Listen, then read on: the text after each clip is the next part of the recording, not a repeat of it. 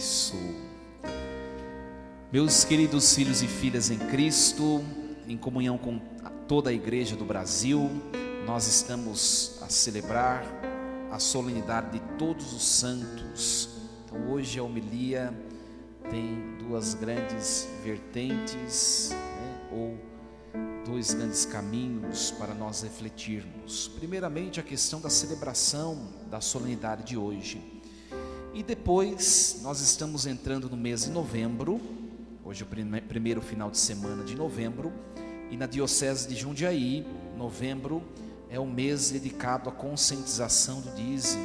Também uma breve reflexão sobre o dízimo, que é um dos mandamentos da igreja. Todos os santos. Esta solenidade em todo o mundo, num âmbito universal, é celebrada no dia 1º de novembro. Tá? Como no Brasil não é feriado, como acontece em outras celebrações solenes, também nós passamos para o domingo próximo, que é hoje. Tá? Porque é uma celebração importante. Nós caminhamos para essa realidade e no fundo é o ponto último que nós desejamos ardentemente atingir na nossa peregrinação, a santidade diante de Deus. A igreja se regozija, se alegra, exulta de alegria pelos irmãos que são salvos.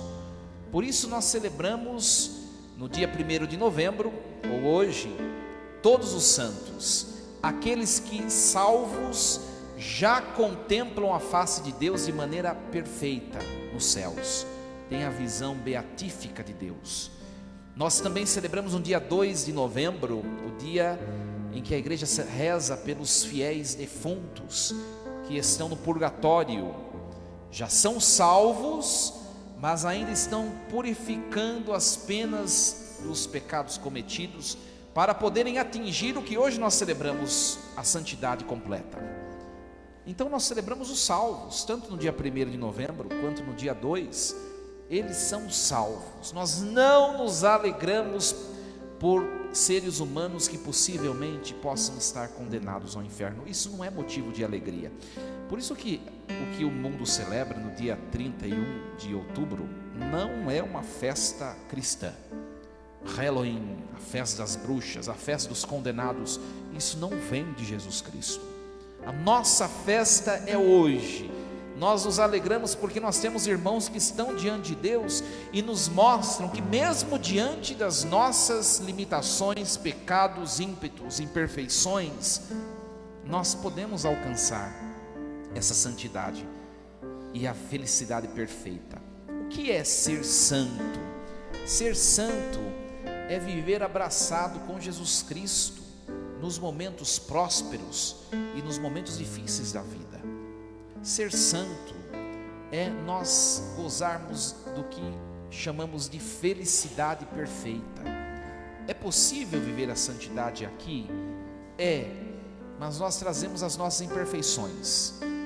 Mas é possível nós tocarmos a felicidade que vem de Deus de maneira plena, perfeita, só quando nós chegarmos lá diante dele. Todos nós temos o anseio de ser feliz. Aliás, tudo o que fazemos é buscar, no fundo, ser feliz. Em tudo o que fazemos, nós estamos nessa busca. Mesmo quando erramos, no fundo nós erramos pensando em encontrar a felicidade. Ninguém, nem no erro, está buscando a infelicidade. Ninguém. Mas essa felicidade era perfeita diante de Deus. Hoje nós ouvimos o Apocalipse de São João. O Apocalipse é um texto muito enigmático e muito simbólico. É dividido em sessões, o Apocalipse de São João. E o texto que a liturgia hoje, de maneira muito proveitosa e oportuna, pegou, está dentro da sessão da abertura dos selos. Não sei se vocês já perceberam. São 7 selos a serem abertos no Apocalipse, nesta sessão. E aquele que abre os selos é o Cordeiro imolado, Jesus Cristo, ressuscitado. O Cordeiro que foi imolado, mas que está ressuscitado nos céus, na eternidade, assentado no trono. ele abre os 7 selos. E o que são esses selos? São revelações que Deus faz de tudo aquilo por que a igreja deverá passar no fim dos tempos, e tudo aquilo que a igreja atingirá ou conquistará depois dessa vida. Os 7 selos são essas revelações que o Cordeiro faz, e hoje nós vemos uma delas, um dos selos. Ele nos mostra o que nos espera depois dessa vida, o que espera aqueles que permanecerem fiéis e firmes, abraçados com o Cordeiro, o céu, né? Eu, João, vi um outro anjo. Aí começa assim o texto de hoje, nós ouvimos. Eu vi um anjo que subia do lado onde nasce o sol. O sol representa Jesus Cristo. Esse anjo está no céu, ao lado onde nasce o sol, na presença de Deus. E esse anjo, ele trazia em si a marca do Deus vivo. Ele gritava a outros 4 anjos que receberam o poder de danificar a terra e o mar. A que refere-se essa visão? Ao dia em que Cristo retornar de maneira gloriosa e colocar fim na obra da criação. Mas ele gritava, esse anjo que estava lá no céu: não façais mal à terra ainda, nem ao mar, nem às árvores, até que nós tenhamos marcado na fronte os servos do nosso Deus. Então, enquanto nós vivemos o fim dos tempos e não chegamos ao dia glorioso da volta de Cristo, nós temos a oportunidade de gozar da paciência de Deus e de receber a marca da salvação em nossa fronte.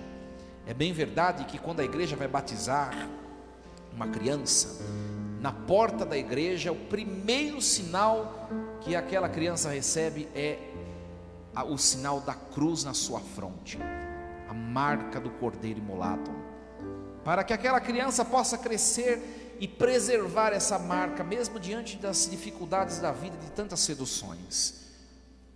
Estar com o nome inscrito no livro da vida é trazer a marca do Cordeiro na fronte. E aí João tem a visão. Quem são aqueles que já têm a marca? Eu vi um número dos que tinham sido marcados. Eram 144 mil de todas as tribos. Então a primeira visão que João tem daqueles que são os santos, com a marca na fronte, eram 144 mil. A liturgia de hoje é o capítulo 7 do Apocalipse. Nós começamos no versículo 2 e a liturgia vai até o 4, depois ela salta para o versículo 9. Se você pegar na sua Bíblia em casa, João vai descrever o nome de cada tribo do antigo povo de Israel. Eles são os primeiros a habitarem o céu, os primeiros marcados na fronte, os primeiros.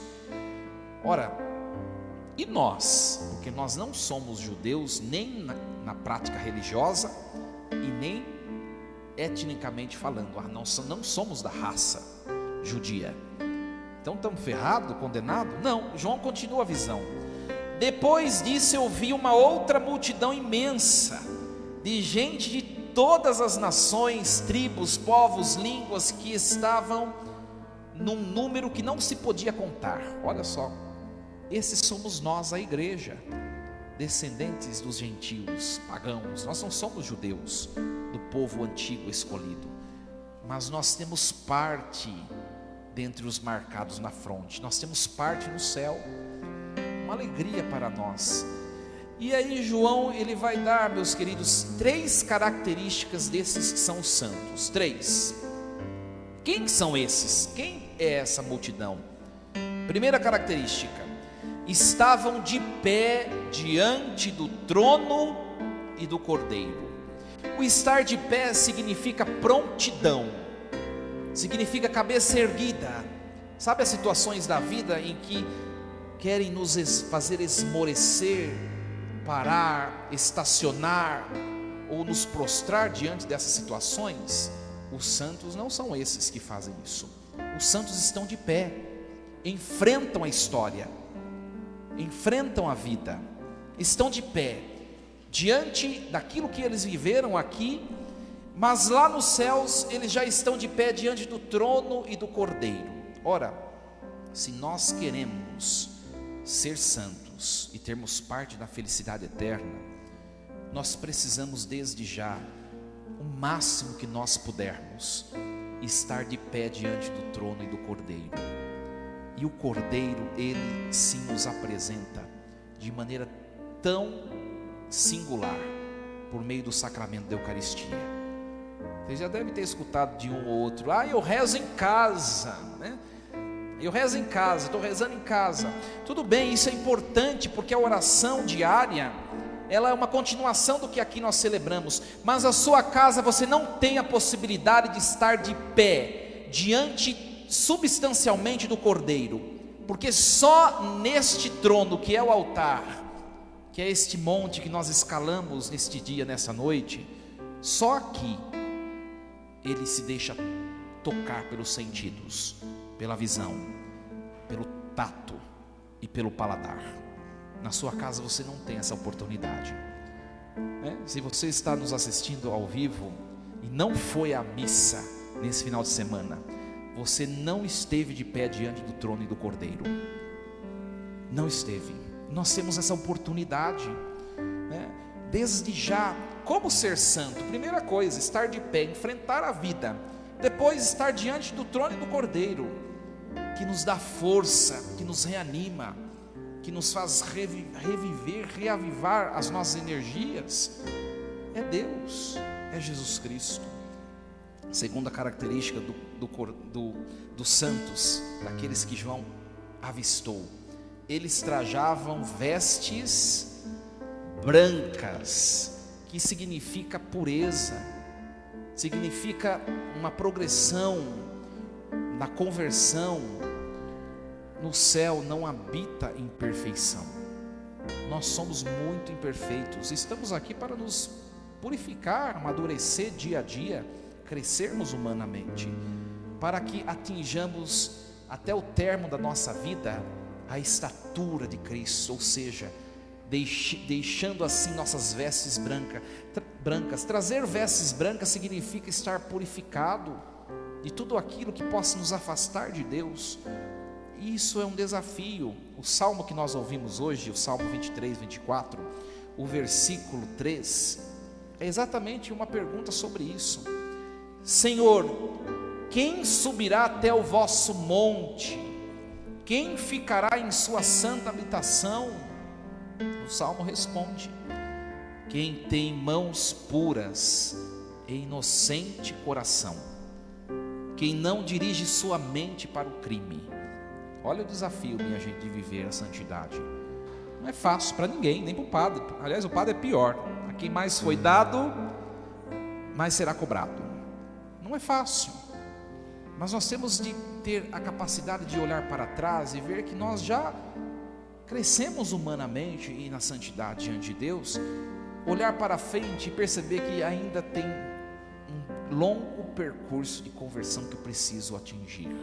Eu preciso atingir. É bem verdade que não é fácil viver a santidade.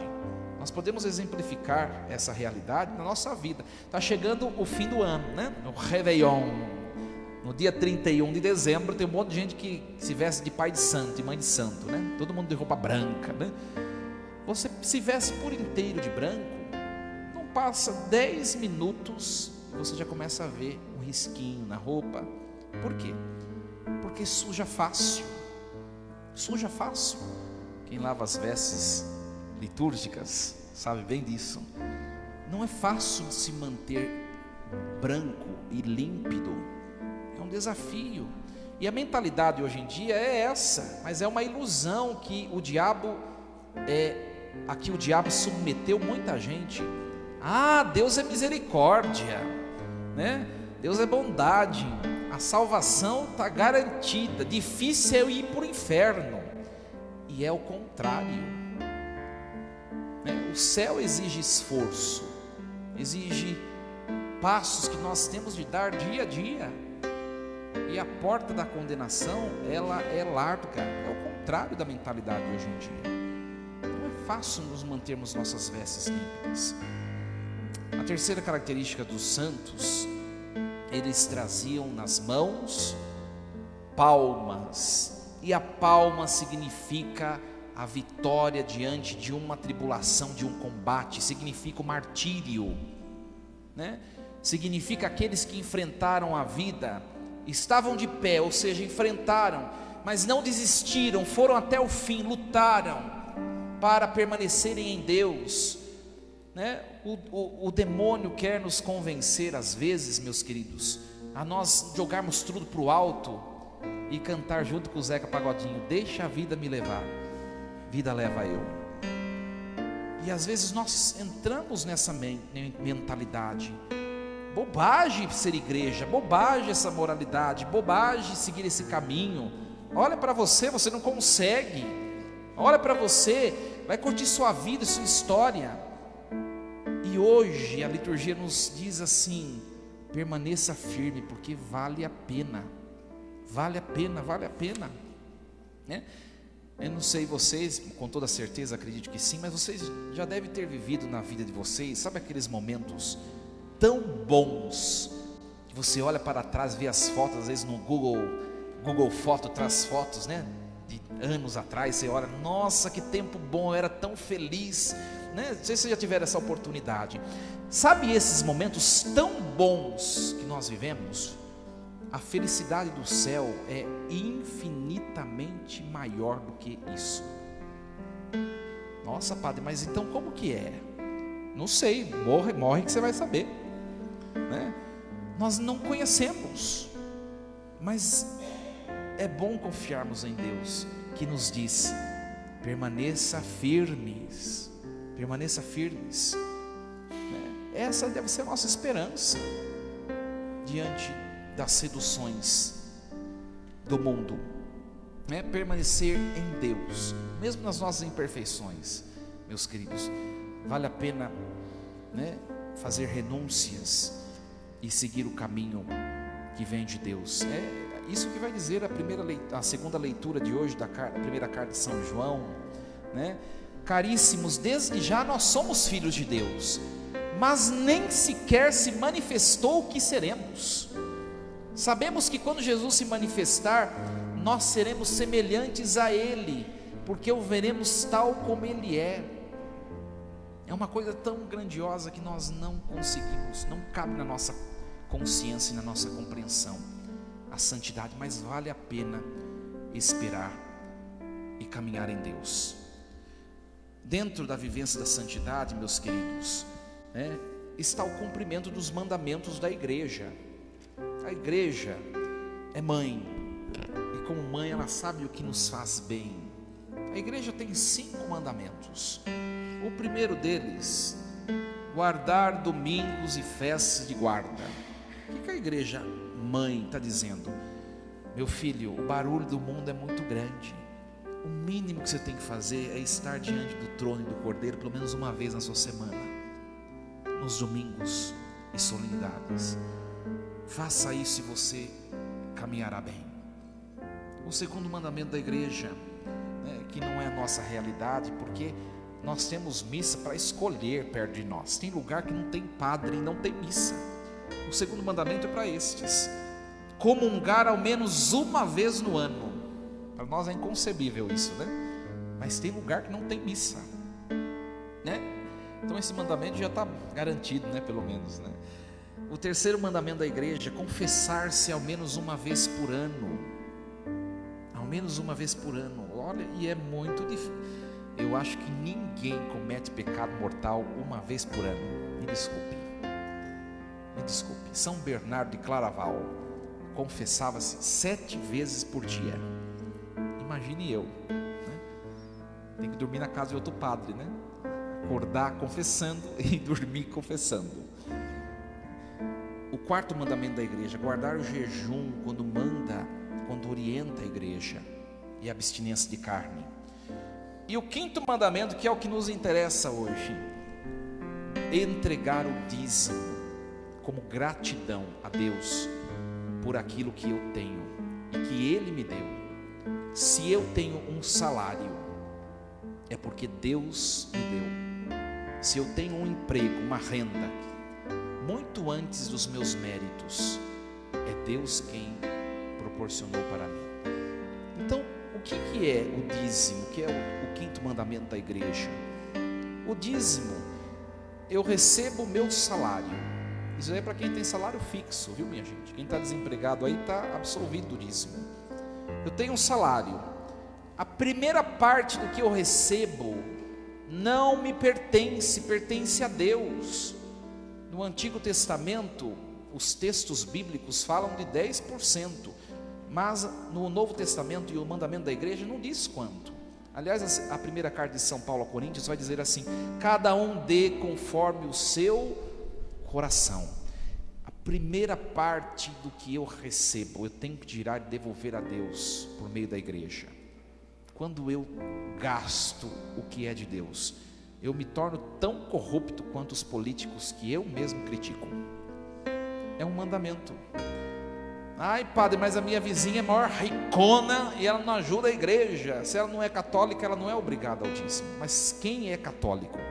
Aliás, quem é cristão, porque é um mandamento bíblico, é convidado a partilhar o que tem com a igreja. A igreja precisa do que você ganha para subsistir.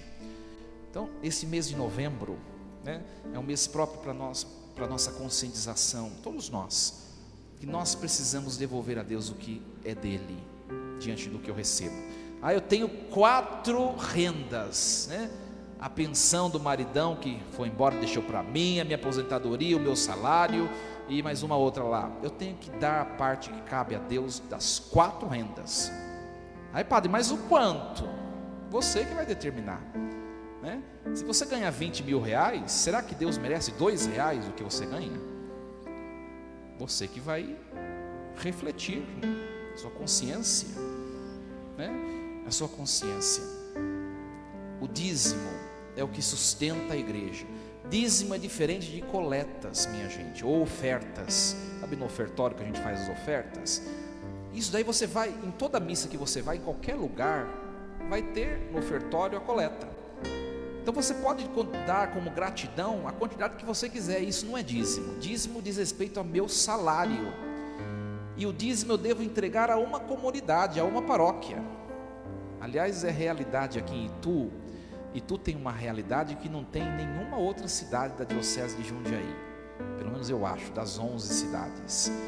Aqui em Itu o povo é beija-flor, né? Um fim de semana vai na missa aqui, o outro fim de semana eu tenho um casamento, eu vou na missa mais rapidinha, lá não sei aonde, né?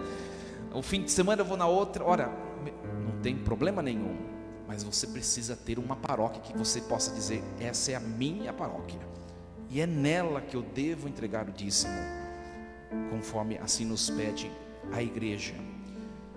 A quem se destina o dízimo, meus queridos? Só para concluir a reflexão, depois vocês levam em casa, para casa, o folhetim e leiam, tá?